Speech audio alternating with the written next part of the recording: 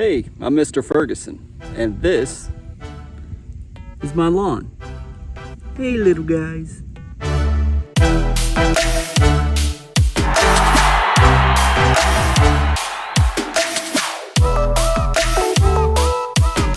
What's going on, YouTube? It's Mr. Ferguson here once again. Thank you guys so much for coming back for another video here in Central North Carolina. My privilege and honor to be able to bring these videos to you free.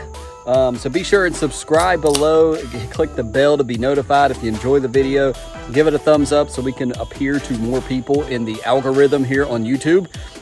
Also, as we've mentioned on the last several videos, the join button is there if you're on PC. It's a little more difficult to find it on mobile, on the mobile YouTube app, but and we would encourage you to join. Check out the memberships, the little perks you get there. We're trying to fundraise through the memberships thing to be able to get shirts, to be able to get hats. This is a custom hat. I've only got one. We gave away two way back when we were younger channel, but we're trying to get that going, and I don't have the money to do it, to be straight up. So we're trying to raise the money through memberships. So if you're interested, use the super thanks, use that, and you're supporting the channel, and I thank you so much. Also, to those that may be new, I'm a DIYer. I'm not a professional, never worked in the lawn care industry. I'm just a guy in North Carolina that wants to have a good looking yard, and we've gotten a good last 2 or 3 years lawn, and we're trying to continue to help others, but to also just show you my journey, document my lawn.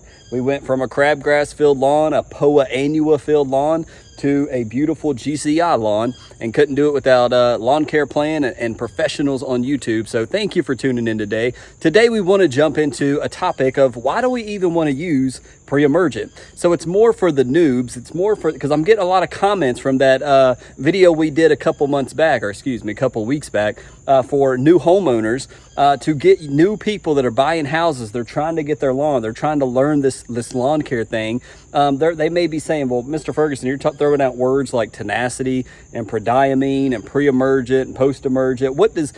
I'm kind of confused. So we want to do a very basic generic video and incorporate pre-emergent with a little bit of information about Poa Annua, because it is something that definitely got me into lawn care, to studying what is Poa Annua. Why do I have this so ugly lime green looking seed head in my lawn the first time I walked out to try to handle it and tackle it? So we want to get into that, and I'm going to throw you guys here on the tripod. Let's talk a little bit about Poa Annua and incorporate that a little bit with pre-emergent.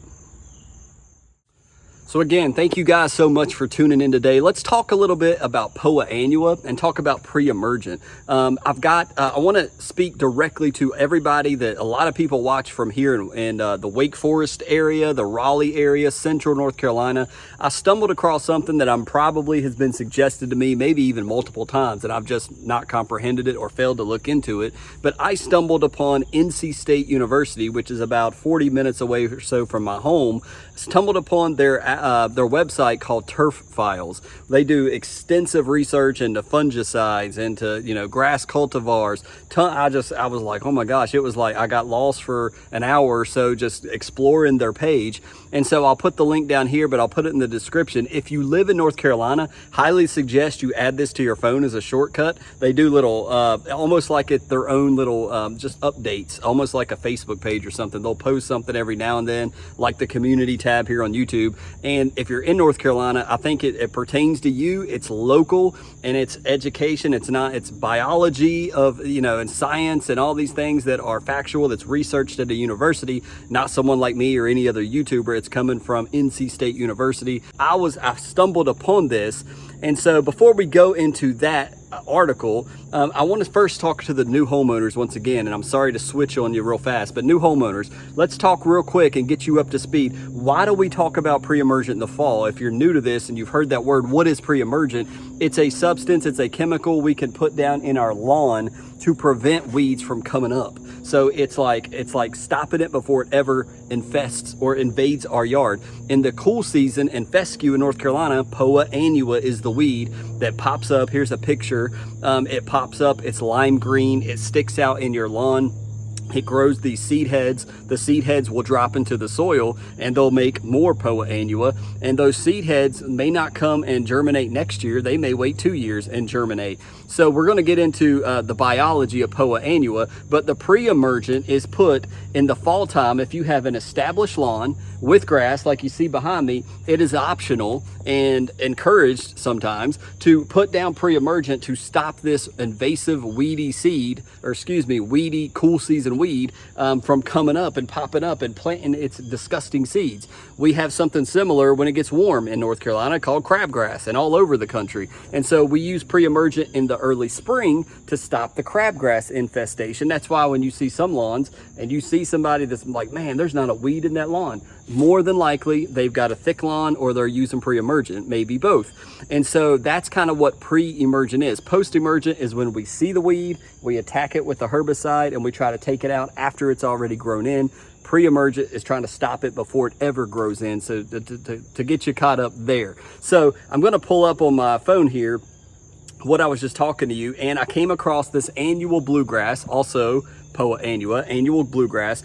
This professor here, let me give a shout out to who wrote it, Mr. Fred Yelverton, over and last updated by Grady Miller over at NC State. They're the guys that wrote this. Let me scroll down, and the pictures here I'll try to put for you guys to look at what it is. But first he says, this is from 2019, but it applies today because he's talking about the biology. And I want to just give you some of you guys information about Poa Annua here in North Carolina. And it says, first, a little bit about annual bluegrass biology. Annual bluegrass is a winter annual weed.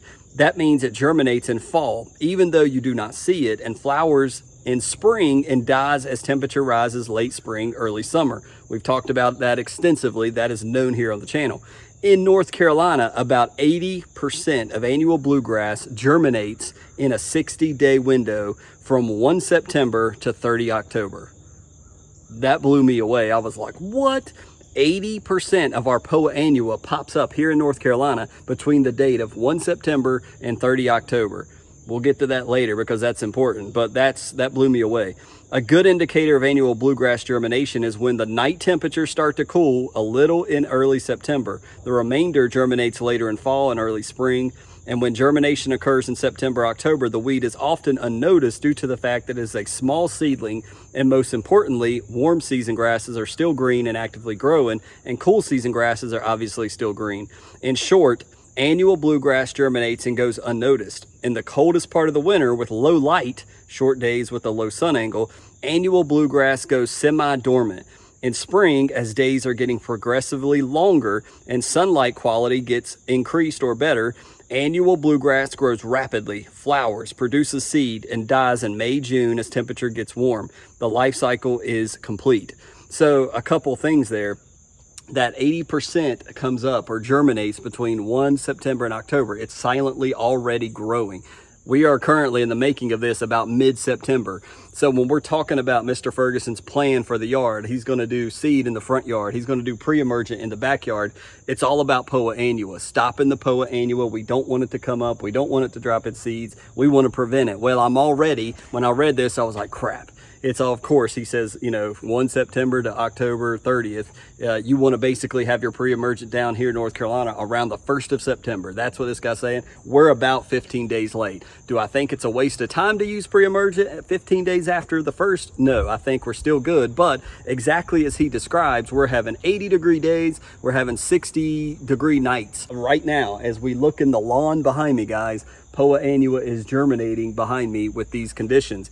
But also notice that he says it really rapidly grows in the summer and the spring when it starts coming out of that colder winter. 40-degree soil temperatures, 35, 45 degrees, it begins to warm up to the 50s, that the Poa Annua just begins to ignite. And so that is the whole reason we want to do pre-emergent. But I thought that was fascinating that 80% of our Poa Annua germinates in that 60-day window. So it's so crucial, and that's why here in the backyard and the side, I'm putting down pre-emergent.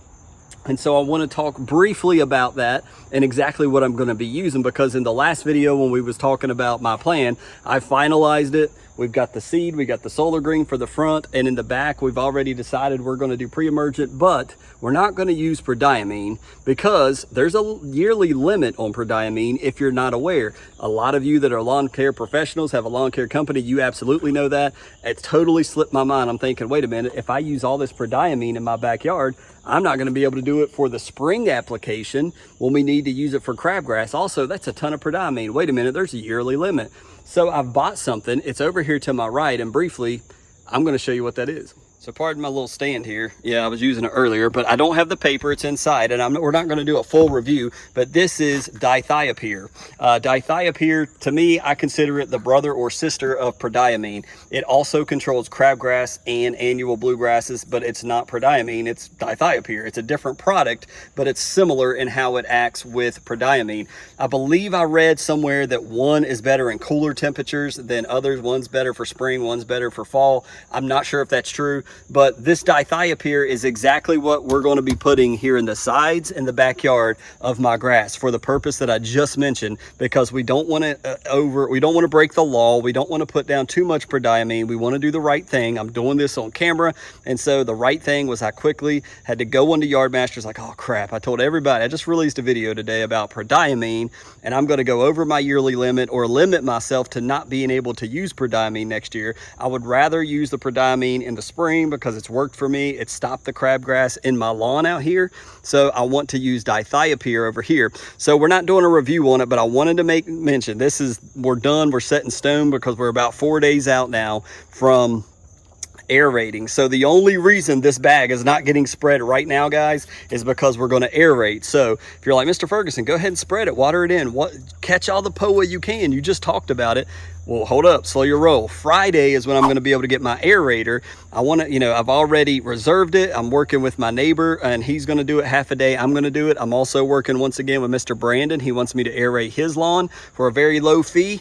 And so if I go ahead and put down my dithiopyr and water it in, by running an aerator over it, I'm totally wasting my money. You can't do that. You got to aerate first, then we'll put down the dithiopyr over here in the backyard, water it in. If you do pre-emergent, you got to water it into the soil. And so hopefully we'll catch some, if not most of the POA. Again, we're 15 days late, so we'll have to see, but it'll be a good thing to watch through this winter period into next spring, compared to our front yard, how much POA appears in the front yard versus the backyard using dithiopyr in pre-emergent. It'll be cool to talk about that.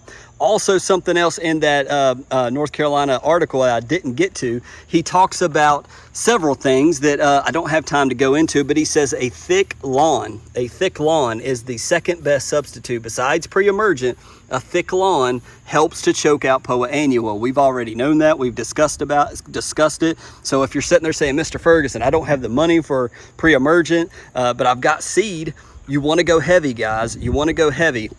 Because the thicker the canopy, he says, there's less room for Poa Annua to pop up. So keep that in mind. If you've not done your seeding, if you're starting your seeding, go heavier, be on the heavier side rather than the light side, because you don't want pockets for Poa to come in. And he goes on to explain that when we have areas of sunlight is able to penetrate the soil on low cut turf, meaning you're cutting your grass at 2 inches, you're cutting fescue low, that when the sun is able to penetrate the soil, that it causes more germination in that area, as well as increased moisture and standing water. So you want to have your grass tall fescue to be 3.5 to 4.5 inches tall to limit where the sun can pierce the soil and germinate that Poa Annua seed. That's according to the article. Again, read it for yourself. The link should be down in the description below, but I wanted to throw those things in there as far as Poa as well. So I tried to pack in and brief and quickly tell you guys as much as I could in a short amount of time. We've got the dithiopyr. That's the last item I'm buying for seeding. Now it's a matter of throwing down solar green, throwing down triple threat. We'll make that video. It'll probably be a longer video. Look for that probably next week. This is a Monday, maybe it'll be the following Monday or Wednesday, I don't know. I try to take my time and edit that one, so it'll come out when it can, but that is the absolute last item I'm buying. Thank you guys so much for watching. Hope you've enjoyed the video. Down below, let me know, did you learn anything? If you're in North Carolina, did you know those stats? Have you known that? Did you know about the height of cut, how it matters as far as POA germination? Did you know about these things, about pre-emergent? I know most of you do, but if you're new and you learn like, oh, I've always heard pre-emergent but never knew what it was, let me know down below that it was helpful to you. That helps me to know what type of videos and content to make for new homeowners in the future. So I hope I've helped at least one person. That's the goal. God bless you guys. Again, subscribe if you're not. All the membership stuff, check it out. It definitely helps me and supports the channel. We'll see you on Wednesday with another lawn care video. God bless you.